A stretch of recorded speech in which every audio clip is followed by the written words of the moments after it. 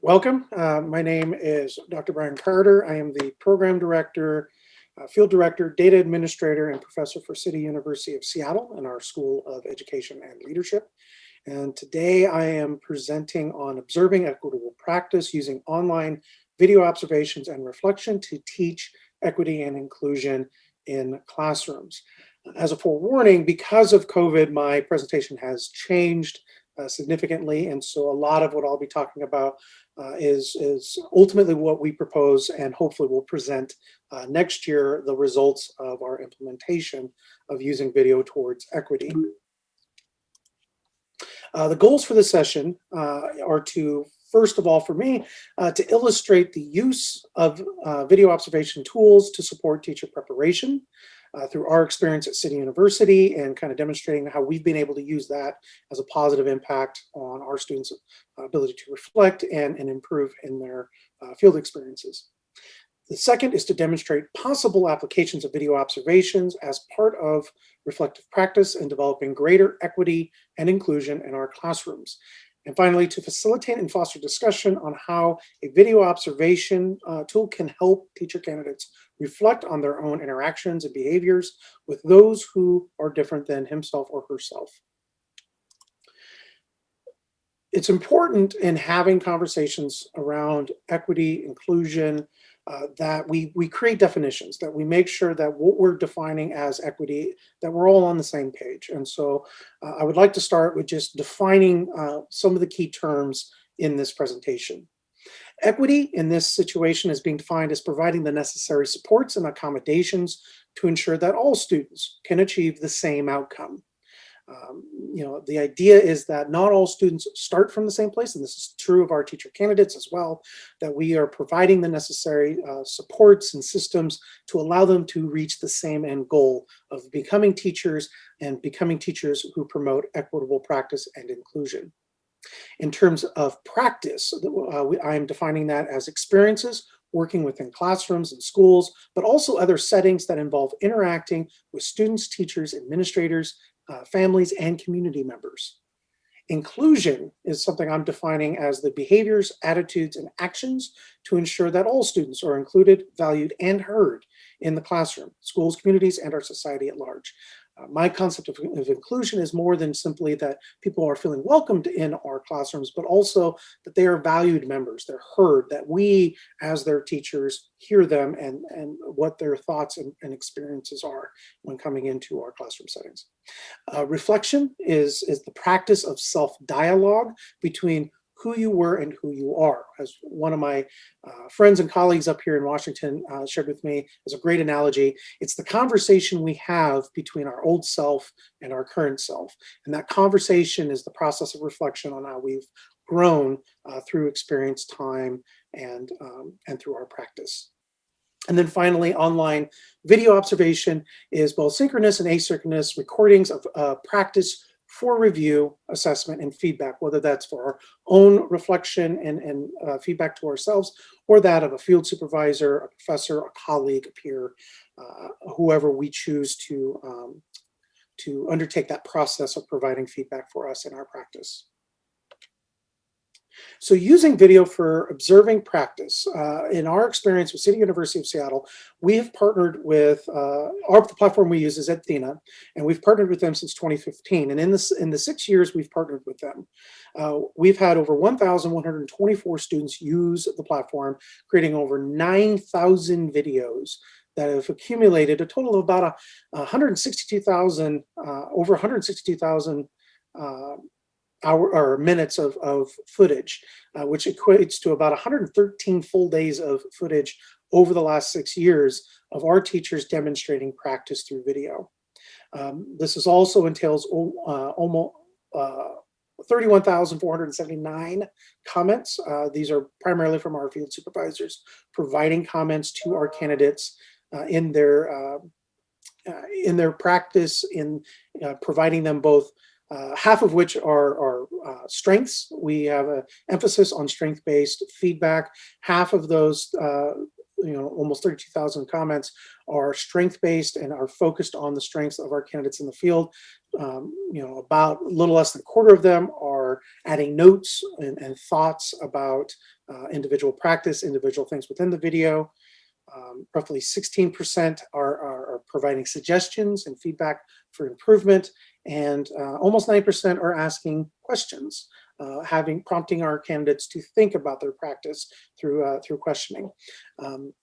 And on average, each student, based on these numbers, they're uploading roughly 8 videos while in their program, varying around 18 minutes. In reality, many of their videos will range from 30 minutes to 50 minutes, depending on the length of class, but some can be also very short and be hyper-focused, which we'll talk about on individual skill sets.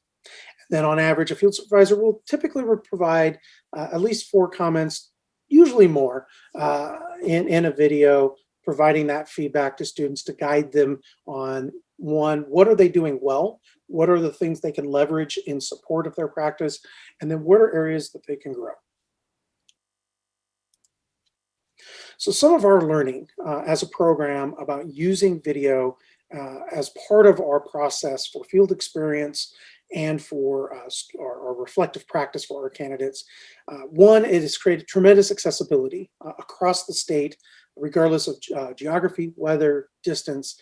Washington is a very geographically diverse state, going from the peninsula and out on the coast, down through the Columbia Gorge, out into Southeast Washington, the Palouse, up into the mountains of the Okanagan Lobe and into the Cascade Range. There's a great diversity of geography, and that presents challenges of travel and accessibility. We have a lot of school districts that are rural and remote school districts that don't have a lot of the same resources as far as field supervision and the folks that we would typically utilize to provide on-site support for candidates. And so what video has allowed us to do is to really be able to expand the geography in which we can support candidates in the field. Our program is one of the larger teacher programs in the state of Washington, and we really do partner with most of the districts in the state from corner to corner, and it provides us that ability to connect with students in their locales. It's vital, obviously, to support for rural and remote school districts, and this is particularly true with Grow Your Own initiatives. In Washington, we have an alternative routes program that really is focused on members of those communities becoming teachers, whether it's someone who's a paraeducator, who is seeking to elevate into the full certified teaching role. There are members of that community. These are communities that oftentimes have a lot of challenge in bringing new people into the community as teachers. There are a number of factors that influence this, but this process, by using video, it provides another support in that effort and allows us to help encourage folks in those communities to become teachers. It provides a regular contact and ability for candidates to have conversations online with their field supervisor, but more importantly, not just have those conversations, but go back and revisit those conversations and watch themselves in video and what prompted that conversation, whether that's observing their own a comment about a transition or how they're utilizing formative assessment in their classroom. It gives them an opportunity to revisit those conversations as they go through the program to help them continue to focus on their areas of growth, but also to harken back to moments where they've had a lot of success and what does that look like, and help them see success in their mind as teachers, and again leverage that to in their practice to their benefit. The platforms, not just Athena, but many of the platforms are becoming increasingly accessible, being able to use smartphones, tablets, laptops as the main source of being able to record one's practice. Obviously, many of us as educators have known in the old days of using the large camcorders and tripods. The environment's changed, and so the technology available to do these recordings is becoming more and more useful and accessible. It also provides opportunities to focus on specific tasks to develop, whether, again, that's transitions or routines, attention getters, instructional tasks, providing feedback, using formative assessment, even how students come into the classroom. How do we conduct maybe a morning meeting? How do we gauge where students are when they come into our classrooms to help assess what the day might look like for them? The use of video allows us to continually go back and see how we are able to utilize different skill sets and grow in different skill sets to foster, again, a more inclusive environment where we can connect with our students. It also is a great platform to help evaluate within a defined framework. For a lot of us who are doing TPAs, you can do a lot of your feedback to observations using the TPA framework. But this is also true of Danielson. It's also true of Marzano, or even university-based frameworks that are created to assess candidates in the field. These video provides these opportunities where you can provide these frameworks in order to assess and provide that feedback. And then finally, it's a great tool to observe and problem solve issues that might arise in a classroom environment. Oftentimes, candidates, especially in the initial stages or as they go through student teaching, what we used to really refer to as classroom management, I like to refer to as the classroom environment. The challenges of, say, a behavior or the lack of participation. Video provides a mechanism by which we can sit back, review, and observe those challenges and how we might be able to come up with strategies and ideas to accommodate those individual situations. In many ways, I'm an old middle school, high school teacher. I had coached. It's game film. It's the ability to go back and watch one's practice and improve upon the small things, the little things that oftentimes make a difference in the way we develop our classroom environment and the culture of our classroom. Going through this process isn't without its own challenges and areas of growth that we as a program have learned and are continually working to address. Obviously, with technology, there's a learning curve. There is a tendency for many of us to make assumptions that those who are younger than us will get technology better. Not always true. Technology is, again, it's something that it depends on someone's experience and exposure to. There are a number of factors that play into that. And so being cognizant and hyper aware of the types of supports as a program we might need to create and training candidates how to use the technology appropriately. As you see later on, just how we film, what does that look like? Access to technology in order to utilize these tools is also an issue that tends to pop up. If COVID has not shown us anything else, it's shown us that there is a disparity to the access for students and their ability to access schools, whether that's access to internet, access to technology, whether it's a laptop, Chromebook, or even a cell phone in some cases. There's a huge disparity in the accessibility to technology. And so as programs, we have to create ideas and strategies and partnerships in some cases of finding ways to make sure that all candidates have access to the necessary tools for their success, just as we try to do for our students in classrooms. It is obviously an added cost. I am of the philosophy that less cost is better. I want to make the process of becoming a teacher as painless as possible. Adding a video component does add some cost. In my honest experience, it is a minimal cost compared to other items such as a lot of testing and things like that for folks to get into programs.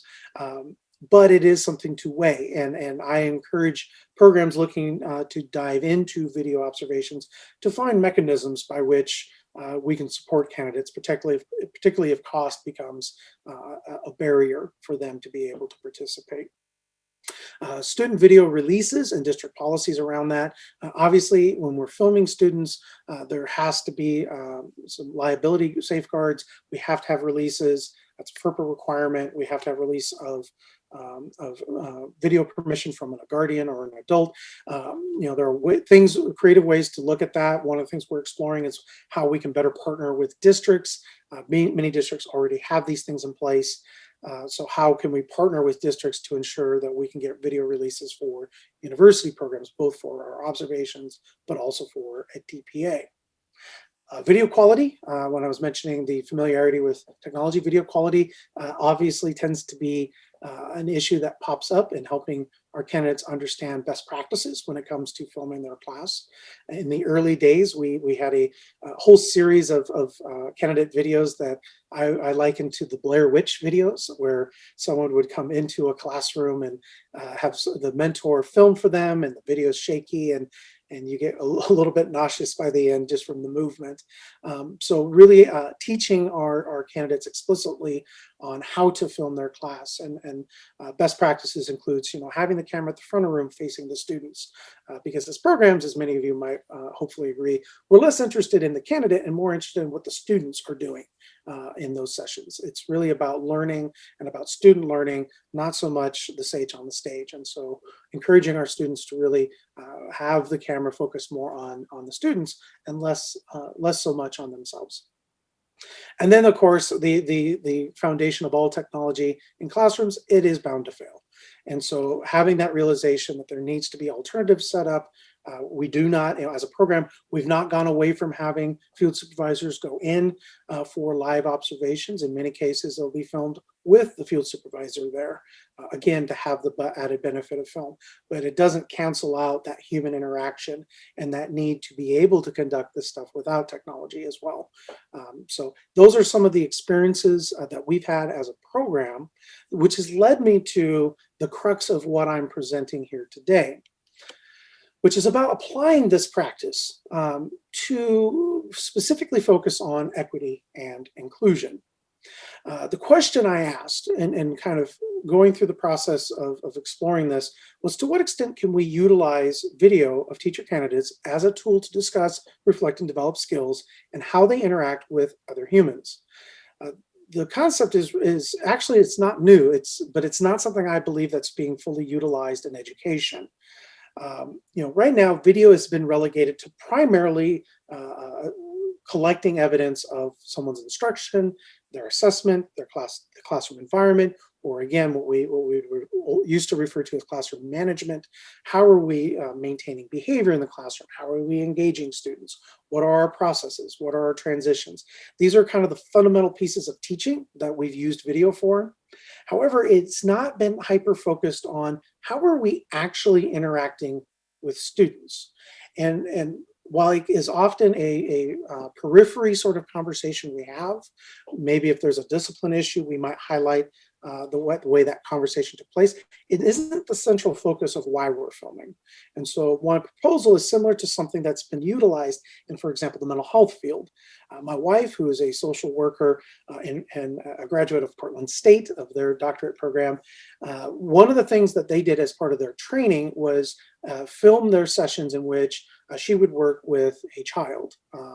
And these are therapy sessions that can be highly sensitive. There are a lot of things to be hyper aware of in a setting where a social worker or a therapist is working with a child who's endured trauma. And in that process, they specifically would use video to dig into things like their body language, their tone, their physical spacing, their word choice, any implicit bias or assumptions that are being made in the conversation, or even microaggressions that might come out. It is amazing that we sometimes, particularly as white teachers working with diverse students of varying ethnic and racial backgrounds, that there are a lot of little things that we might not fully be aware of without watching ourselves going, wow, that really sticks out. And video creates an opportunity for us to see ourselves doing something that we wouldn't think we were doing. So the proposal I have is to use video observation for teacher candidates to self-reflect and analyze their own mannerisms, behaviors, attitudes, words, body language, and other elements of communication in order to understand the impact these behaviors have on equity and inclusion of students in our classrooms. So what would this look like? What I was originally hoping to present here at AACTE was a project that we were planning out, and because of COVID, we didn't have the ability for our candidates to go out and film themselves in classrooms in the type of setting that we were hoping to have. We might get some videos of Zoom classes and things like that this past fall, but it's not quite the same as that authentic human-to-human interaction that really is at the crux of what we're talking about, because that's where body language and posturing and just our physical spacing may all play into what we're talking about when we talk about developing an inclusive environment.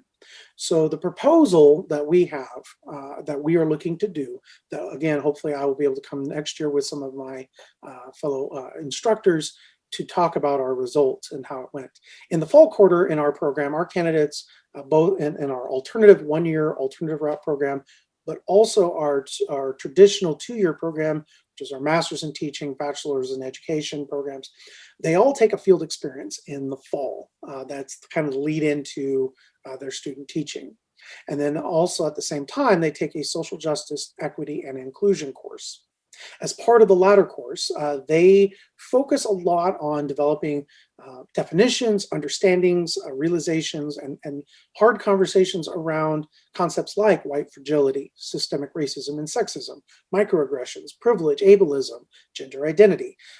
The things that, the huge gamut of diversity that we face in classrooms that many of us are not fully geared or prepared to tackle as teachers, and again fostering that inclusive environment that's welcoming to all students, wherever they may, wherever status or condition they may be.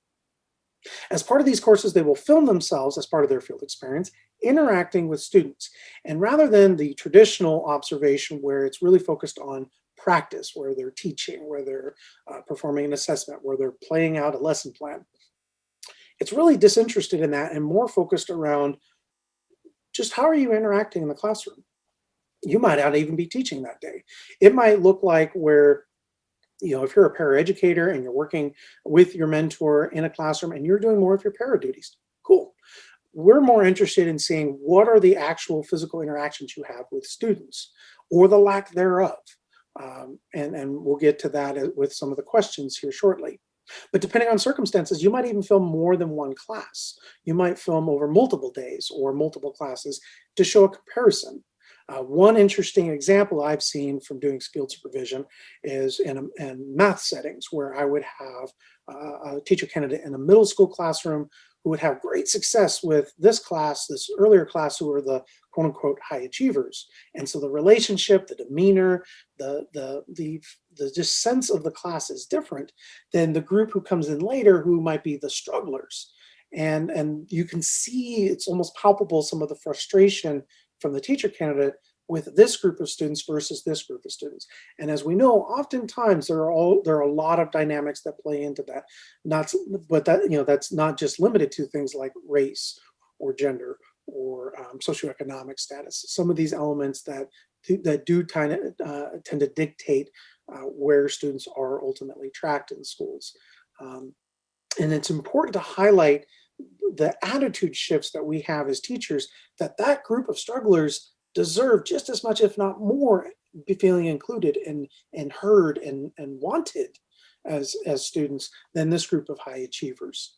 And so having that comparison can sometimes be very enlightening for our students. The students then will go through a self-review process based on a framework provided and developed by their instructor. That's going to be founded or really kind of grounded in the prior learning they've had around things like systemic racism and white fragility and sexism, microaggressions, and so forth. That these pieces are kind of creating this framework for them to take an analytical look at their own practice. In a later session or sessions, the instructor will then kind of lead conversations that in some cases may be uncomfortable. It might be an opportunity for candidates to make a realization that kind of their own perception of where they are as far as being equitable and inclusive may not actually be the reality, and whether or not that is something that students see rather than what the candidate sees of just themselves. These interactions are pretty organic and fluid. It really just kind of depends on where people are at and what's being brought up. There will be, from the initial framework, there will be some grounding questions to kind of get people started, but then really the instructors having the ability to guide those conversations and really create spaces for learning and for people to be vulnerable and understanding their own growth needed towards helping students, again, from a diverse number of factors and backgrounds, to feel a part of and heard in their classrooms. And then finally, we plan to do a reflective piece at the end Again, I'm providing a lot of flexibility to our instructors to kind of guide what that might look like, whether that's a reflection paper, whether that's an exit interview, whether that's them developing a goal for themselves going into their student teaching of this is where I would like to grow.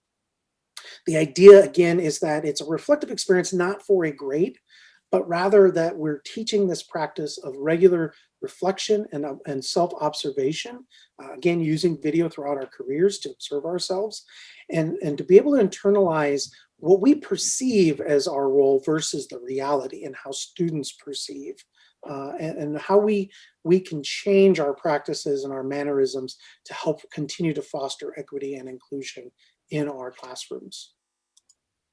And so some example questions that I will throw out there, and these are by no means perfect or not above criticism, and I welcome criticism from everyone on the types of questions we ask and being hyper aware of language and word choice.